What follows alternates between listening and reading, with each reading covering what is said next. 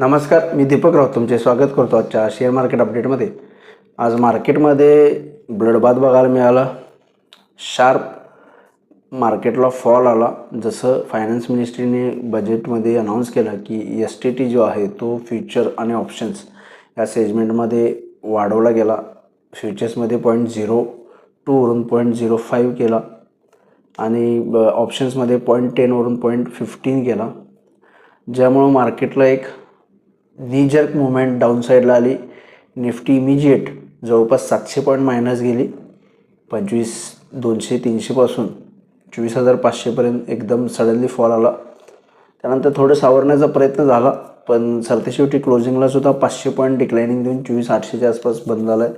Sensex 1500 point minus, bank Nifty 1200 point minus बंद झाले आणि एकदम मार्केट जे आहे ते डिसअपॉइंट झालं आहे. कारण गेले कंटिन्यूस 3-4 वर्षामध्ये STTमध्ये वाढ केलेली आहे आणि लाँग टर्म आणि short term capital gain tax यामध्ये सुद्धा गव्हर्नमेंटनं वाढ केलेली आहे. आणि गेले 5-6 बजेट जर तुम्ही बघितलं तर फक्त मार्केट रिलेटेड टॅक्सेशन जे आहे ते वाढवलं गेलेलं आहे. आजसुद्धा STT वाढवतील याची कोणतीही मार्केटला अपेक्षा नव्हती की STTमध्ये कोणता चेंजेस केले जातील, पण सडनली अनाऊन्समेंट आली की F&Oमध्ये फ्युचर ऑप्शन्समध्ये STT वाढवला गेला आहे. त्यामुळं हाय फ्रिक्वेन्सी ट्रेडर्स जे आहेत आणि रिटेल ट्रेडर्स त्यांनाही चांगला फटका बसणार आहे, खास करून हाय फ्रिक्वेन्सी ट्रेडर्सना. रेव्हेन्यू सेक्रेटरी यांचं म्हणणंही आलं की लोकांचं सट्टेबाजी थोडी वाढली आहे, सट्टेबाजीकडे कल वाढला आहे, त्यामुळं कुठंतरी आपण STT वाढवला आहे. पण रिटेल लोकांना फारसा त्याचा इम्पॅक्ट होणार नाही. 10 रुपये 15 रुपये टॅक्स जाईल, पण ओव्हरऑल हाय फ्रिक्वेन्सी ट्रेडला त्याचा मोठा फटका आणि दणका बसण्याची शक्यता आहे. पण मार्केटसाठी ते एक निगेटिव्ह सेंटिमेंटल ठरलेलं आहे, कारण टॅक्सेशन ह्यूज आहे आपल्या मार्केटमध्ये ट्रेडिंग करण्यासाठी आणि ते कंटिन्यू वाढतच आहे. कुठलीही राहत मार्केट प्लेयर्सला, ट्रेडर्स, इन्व्हेस्टर कोणालाही मिळालेली नाही आहे. Long term capital gain tax आला, तो गेल्यानंतर STT आलेला, STT तसाच राहिला, परत long term capital gain tax आला, शॉर्ट टर्म कॅपिटल गेन टॅक्ससुद्धा लास्ट बजेटला वाढवला. आणि हे सगळे एक डिसअपॉइंटमेंट एन्व्हायरमेंट जे आहे ते मार्केटमध्ये क्रिएट झाले आहे सगळ्यांमुळं आणि मार्केटनं त्याचंच एक रिॲक्शन दिल्या, नाराजी दाखवली आहे बजेटवर. निफ्टी 500 पॉईंट, सेन्सेक्स 1500 पॉईंट मायनसमध्ये जाऊन. त्यामुळे ओव्हरऑल मार्केटसाठी थोडंसं एक निगेटिव्ह सेंटिमेंटल आहे. फारसे चेंजेस किंवा इम्पॅक्ट बिझनेस रिलेटेड ॲक्टिव्हिटीवर रिटेल पार्टिसिपेशनकडून पण होणार नाही, पण एक सेंटिमेंट खराब मात्र झालं आहे. FIची विक्री आणखी कदाचित वाढू शकते असं मला वाटते. आणि थोडंसं मार्केट आज थोडंसं रविवार आहे, त्यामुळे बऱ्यापैकी अशी न्यूज होती की FIs जे आज बऱ्यापैकी सुट्टीवर आहेत, मोठे व्हॉल्यूम्स नाही. त्यामुळे उद्याची रिॲक्शन मार्केटची एक इम्पॉर्टंट असणार आहे.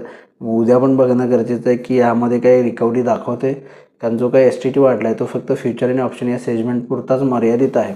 त्यामुळं काय थोडेसे रिकव्हरीच्या होप्स आल्या तर, अदरवाईज जर सेंटिमेंट खराबच आहे आणि डिक्लाइनिंग कंटिन्यू ठेवली तर आणखी फर्दर लोअर लेवल्स 24,500पर्यंतच्या निफ्टीमध्ये बघायला मिळू शकतात. त्यामुळे उद्याचा सेशनसुद्धा जो आहे तो न्यूज बेस राहणार आहे. जसं कालही मी व्हिडिओमध्ये म्हटलं की आजचा सेशन आहे तो बजेटच्या अनाऊन्समेंटवर राहील, आयदर पॉझिटिव्ह ऑर निगेटिव्ह. आणि जसं बजेटमध्ये STTला घेऊन वाढ झालं त्यामुळे मार्केटमध्ये एक जबरदस्त निगेटिव्ह सेंटिमेंटचा माहोल आहे आणि मार्केटचं सेंटिमेंट त्यामुळे खराब झालं आहे आणि फर्दर डिक्लाइनिंगच येऊ शकते असं मला वाटते. पॉझिटिव्हली रिॲक्शन उद्या आली तर ती एक सरप्रायझिंग मूव्ह असेल, पण मला वाटते उद्यासुद्धा थोडंसं मार्केट कदाचित चांगलंच खाली जाऊ शकतं. त्यामुळे उद्याची मुवमेंट बघणं गरजेचं आहे. ओव्हरऑल मार्केटमध्ये टेक्निकल लेवल्स बघायचं झालं तर निफ्टी 24,800 एकदम इम्पॉर्टंट सपोर्ट लाईन बंद आहे. 24,800च्या खाली गेला तर 24,600 ते 24,500पर्यंत खाली जाऊ शकतं निफ्टी. लोअर लेवलला सपोर्ट आता 24,500 आणि 24,600 हे दोन सपोर्ट आहेत. 25,000 रेजिस्टन्स आहे. वरती गेलं तर 25,000 पहिला रेजिस्टन्स आहे. 25,000च्या वर गेलं तर एक रिकव्हरी शॉर्ट कवरिंग येऊ शकतं, परत पुन्हा 25,200पर्यंत. अदरवाईज निफ्टी थोडा विकर साईडला आहे, त्यामुळे 24,800च्या खाली गेला तर 24,500 ते 24,600पर्यंत निफ्टी खाली येऊ शकते. बँक निफ्टीमध्ये सुद्धा 58,000 पहिला सपोर्ट आहे. 58,000च्या खाली गेला तर 58,700पर्यंत बँक निफ्टी खाली जाऊ शकते.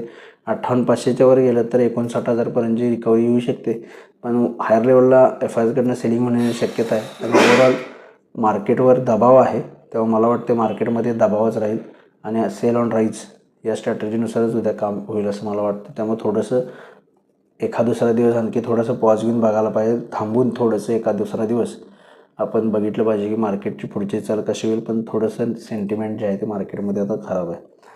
आज NSEमध्ये 961 शेअर्स वाढले, त्या बाजूला 1938 शेअर्स पडलेत. निफ्टीमध्ये 6 शेअर्स वाढले, त्या बाजूला 44 शेअर्स पडलेत. फक्त IT सेक्टर वाढले, बाकी सगळे सेक्टर्स पडलेत. त्यामध्ये खास करून मेटल आहे, बँक्स आहे, FMCG, ऑटो, एनर्जी, रिअल्टी सगळे सेक्टर्स पडलेत. पडणारे सेक्टर्सची शेअर्सची संख्या जास्त आहे.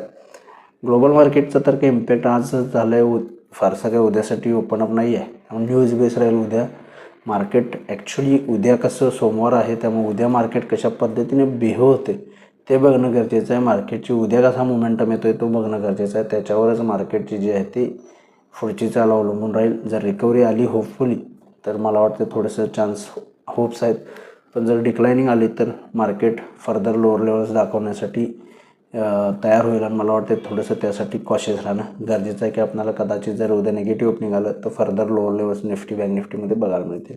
तर बघूया उद्या मार्केट कशा पद्धतीनं बिहेव होईल. माझा व्हिडिओ ऐकला त्याबद्दल धन्यवाद. माझं व्हिडिओ असेल लाईक करा, शेअर करा, माझ्या चॅनल सबस्क्राईब करून डेली अपडेटसाठी बेल आयकॉनला क्लिक करा. धन्यवाद.